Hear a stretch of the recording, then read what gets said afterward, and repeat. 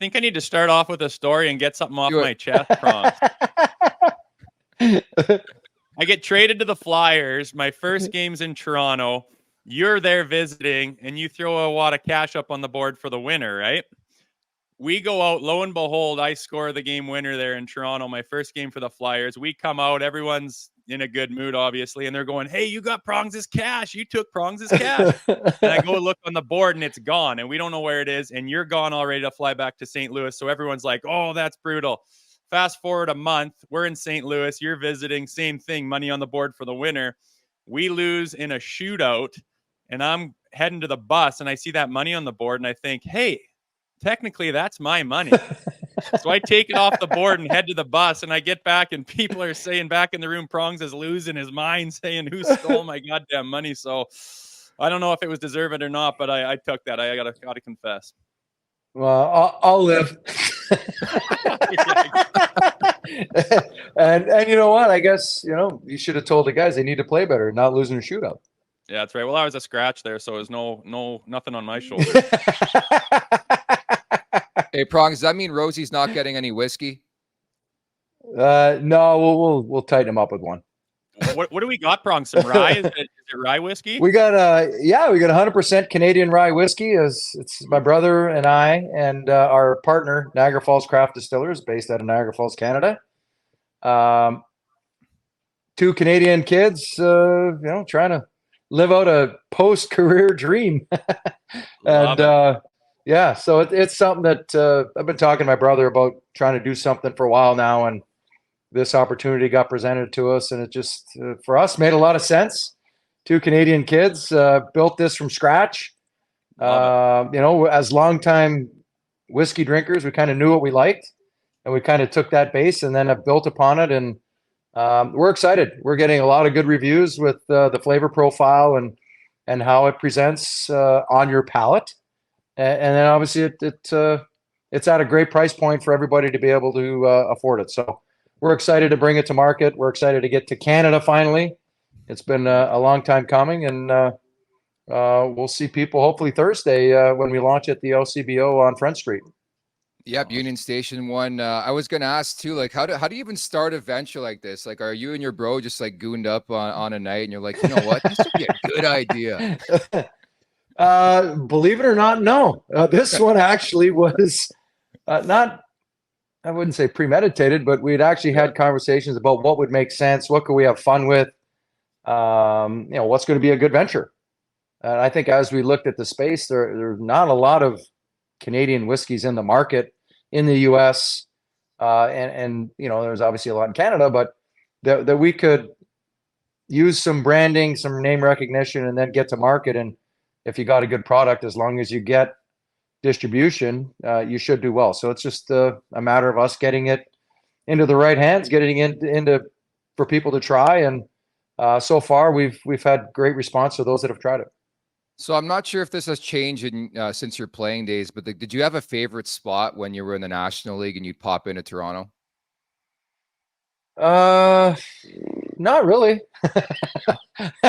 We'll go wherever. You bounce around. Hard to miss. Yeah, exactly. When I was playing junior, the Madison pub was obviously the big spot for a lot of the Leafs. Yeah. Wendell lived nearby, and so that was kind of one of their haunts. But no, I never really had one watering hole, if you will. I would occasionally go to McVeigh's New Windsor Tavern. I'm more of a pub kind of guy and not necessarily a club.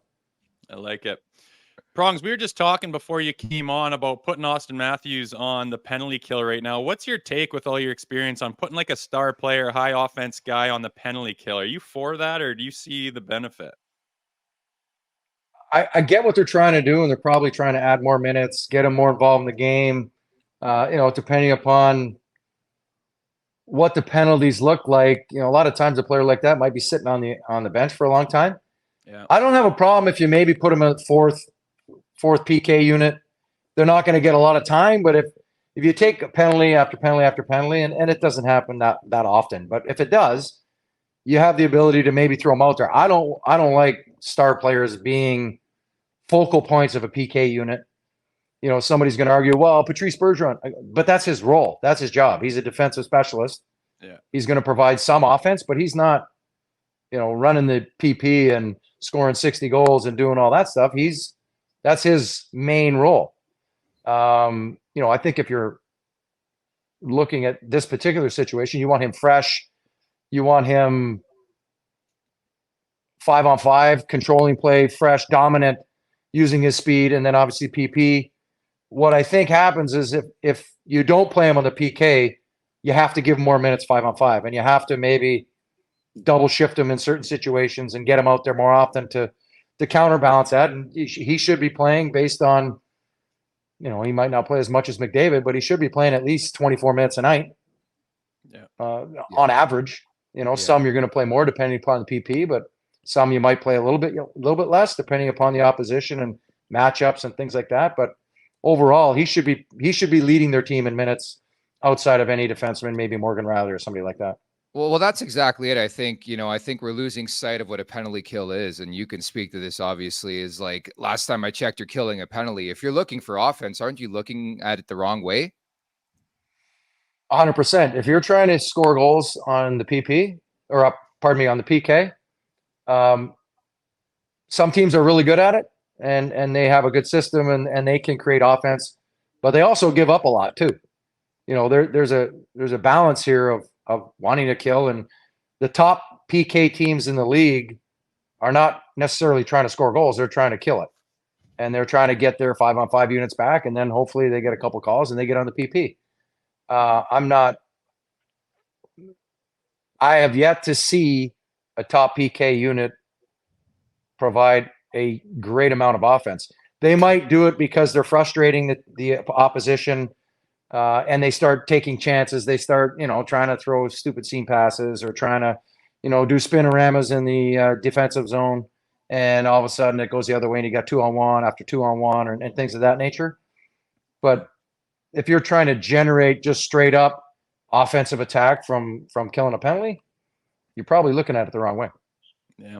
Prongs, in my opinion, you kind of played in what I consider kind of some glory days and throughout the era of the NHL. It's changed so much. We were talking yesterday about looking down the benches and it just looks like kids. All you see is rosy cheeks and baby faces, and it's changed so much. And how much do you watch the game now in the league, and what's your opinion on the state of the game these days? Yeah, when I came in 93 as an 18-year-old, Patrick Poulin, he was 20, and then everybody else, like Jeff Sanderson was the other young guy. He was like 23. Yeah. And then everybody else were like men. Yeah. And now it's a polar opposite. I mean, I don't know how many guys are over 30. I'd love to hear the stat. I can't imagine it's very high.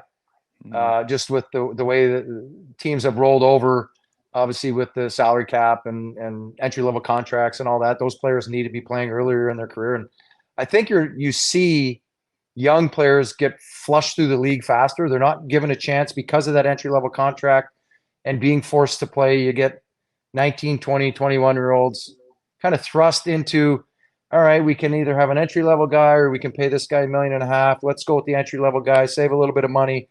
We'll kind of give him spot duty and give him an opportunity to develop, even if he's not ready and he's not given a chance to kind of work through the bumps and bruises of playing in the minors or learning how to play the game at a professional level. I think that's where you see the changing of the guard as it relates to the age of the league, how that part changes. I know a lot of teams would love to sign and have signed veteran players just as a presence to be around and provide guidance to a lot of the young, especially if they have a really young team and they've been crappy for a number of years. They got, a team like Chicago, they go out and get Perry and Foligno to provide some professionalism, some guidance to the young players that they have. Not a lot of teams even the bottom rung teams are not in a position to do that, or a lot of them are not.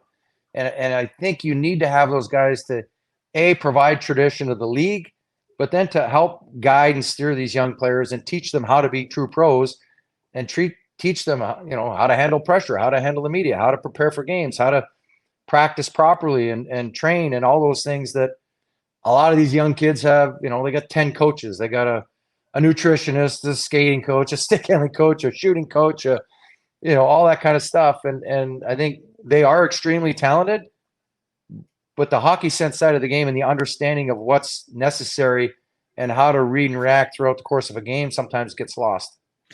And spinning it, I think, to the Leafs too. Like, I think Brad Treliving was pretty cognizant of that, coming in and bringing in some vets, guys like Ryan Reeves and Max Domi's played some games in this league, and guys of that ilk, you know, who will drag you in the fight. So I was curious to bring you on and get your perception, this different looking Maple Leafs team. Do you think they have that grit factor, or they're tougher to play against? Because ultimately, I think the moves are made in mind, thinking they'd be tougher to play against in the Stanley Cup playoffs, right?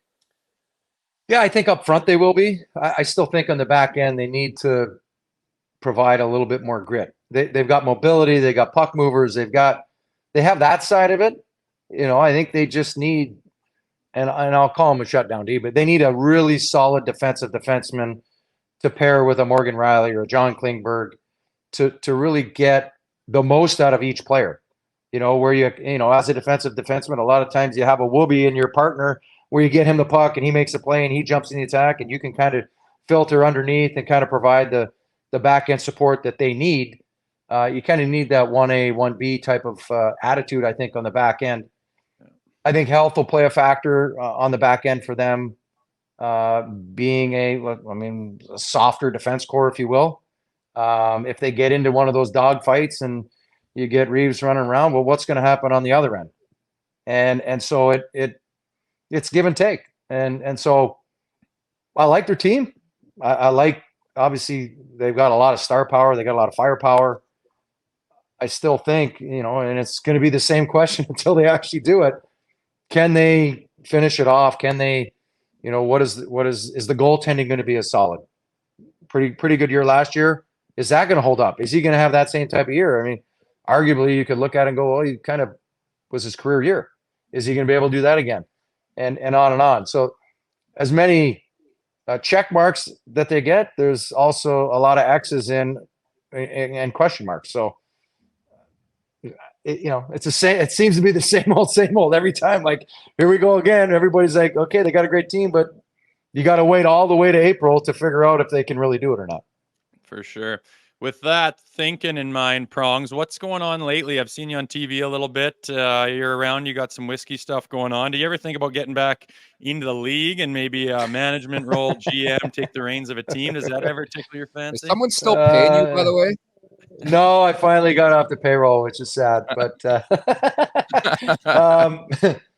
no, I'm. I did that and tried that side of the business, and I did a little bit of TV, but no, I'm good doing what I'm doing. I like not having a boss. Nice.